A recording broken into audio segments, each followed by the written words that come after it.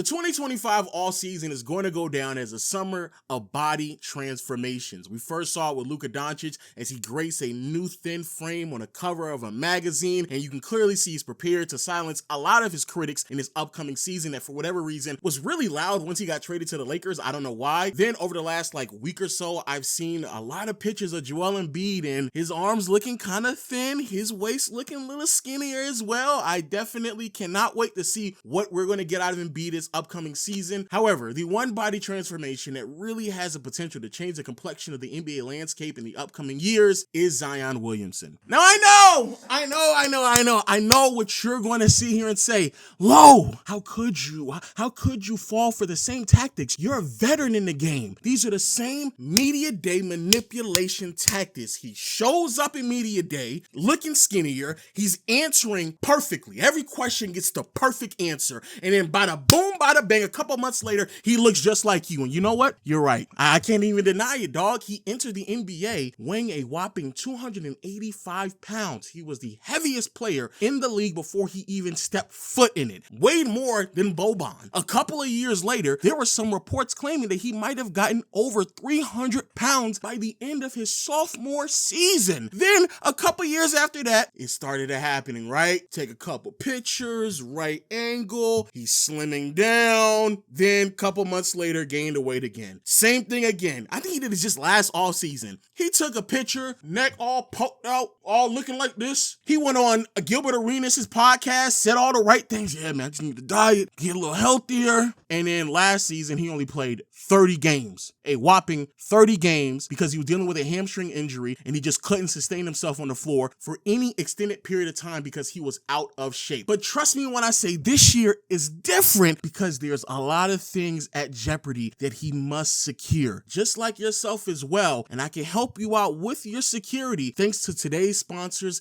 and DeleteMe. As you can see behind me, I have recently moved, but unfortunately during this process, I learned some unsettling news, and that is my information had been sold. I came to this revelation because while trying to pass a background check, I quickly realized that my name is attached to some addresses that I've never lived at before. I did a little bit more digging and learned about data brokers, and effectively, these are entities that will buy your information. And this is a huge reason why I have partnered with DeleteMe. DeleteMe is a service that searches for your personal information on hundreds of data broker sites and removes it. Last time we were doing this process, I was in my initiation phase. However, after a few weeks have passed, you can see the progress, and we're talking about nearly 100 data brokers has my information, and I haven't done anything at all, just allowed DeleteMe to work at its own speed, and they're already in the process of removing this information without me having to lift a finger. And because of this level of ease, transparency, how often they give me updates, customization on what exactly they should look for, I personally trust DeleteMe to keep my information private. So if any of this sounds interesting, you can click the link in the description and use my promo code on the screen to get 20% off. Again, the link will be in the description. And again, huge thank you to DeleteMe for sponsoring this video.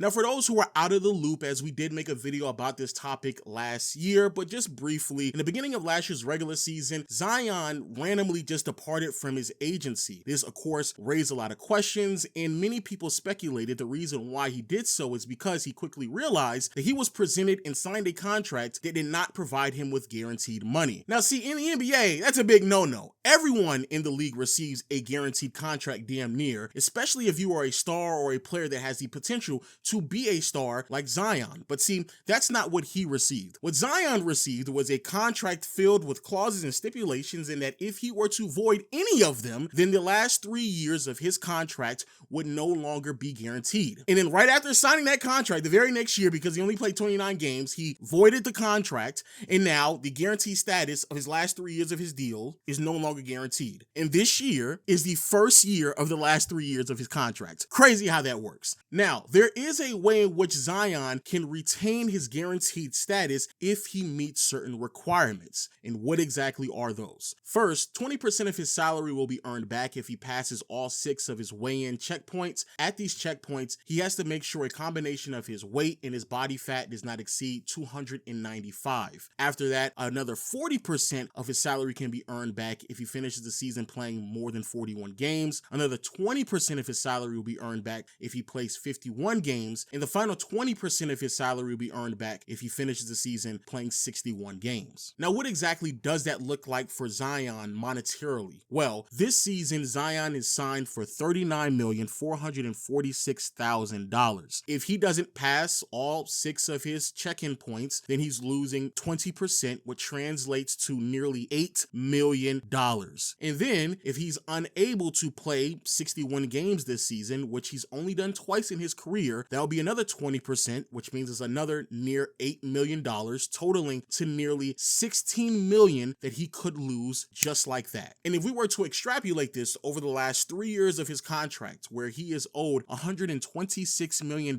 if again, he does not pass all 6 of the check-in points and also fails to play 61 games in all 3 of his last 3 years of his contract, well, he goes from $126 million, loses $50 million in the process, which then means he's now only earning around $70 million. Going from 126 to $70 million is a major loss. So yes, I know Zion does this all the time. He shows up to media day or training camp looking skinnier. He goes to media day answering all the questions perfectly, and then a couple of months later, he's back up to 280, 290 pounds. Yes, I know this. However, there is much more at jeopardy. We're talking about tens of millions of dollars. We're talking about 40% of your check. 40% of $42 million for the 26-27 year, $45 million. 40% of that gone just like that in that final year of your contract. That is what is at jeopardy. And even if it's not that, if that's not enough of a motivating factor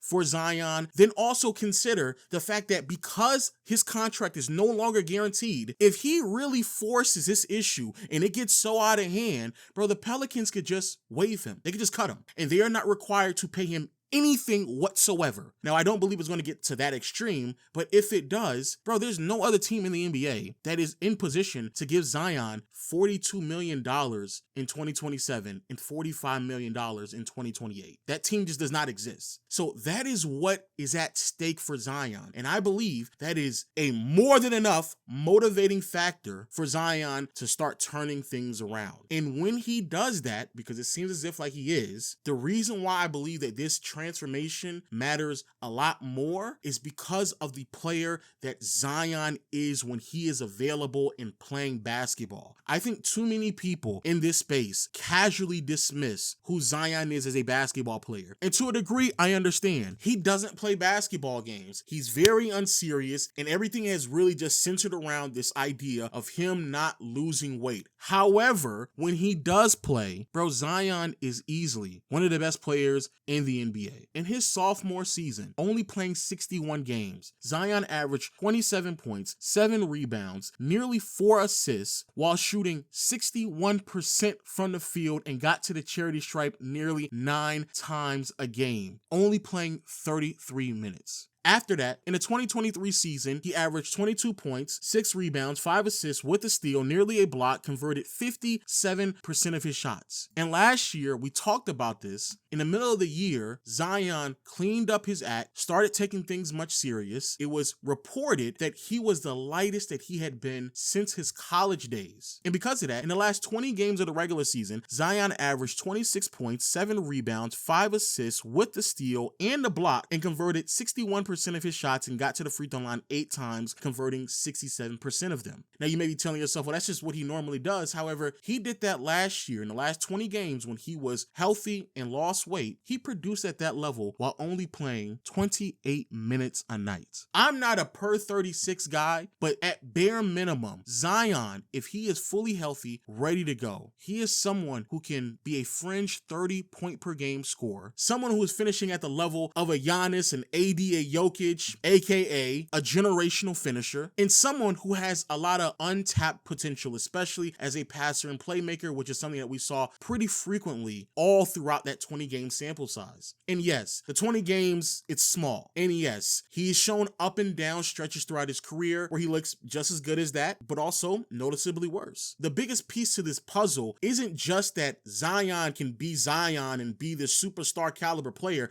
that we're waiting for. It's also acknowledging that the Pelicans have done a pretty good job outside his last offseason. I'm not a fan of what they did over the summer, but the Pelicans have done a pretty good job at piecing a roster that in theory should look really good next to Zion when he is healthy and playing. Trey Murphy is taking a noticeable leap last year that I do believe he's going to continue to build on. Herb Jones over the past 2 years not only is one of the league's best wing defenders, but also has added a three-point shot to his game that may not be the most consistent, but certainly necessary for what this team is going to look like moving forward. Jordan Poole 2 years ago was the laughingstock of the NBA. However, last year, I think many people have overlooked how great he looked when he was playing for the Washington Wizards, organizing the offense, being a much sounder decision maker than he was in his first year in Washington, and overall developed as a much more mature guard. And then you have Yves Missi, who I'm not the biggest fan of fitting next to Zion, but last year he showed a lot of promise as well as a traditional archetype of a rim running lob threat big. These are all pieces that stand alone may not be the greatest outside of Trey Murphy. I'm actually a huge fan of Trey Murphy, but stand alone might not be that great. But if you put them around Zion, especially in small ball lineups, this is a team that could make some noise. This is a team that could surprise a lot of people, and this is a team that is perfectly and uniquely structured to maximize who Zion could be moving forward. I do believe a lot of who Zion has been over the past 3 to 4 years now has been a lot of untapped potential because the roster that's been surrounding him hasn't been the greatest to maximize who he is as a player. Early on in his career in his sophomore season, the then 20-year-old was put around lineups that featured Steven Adams and Eric Bledsoe, which are just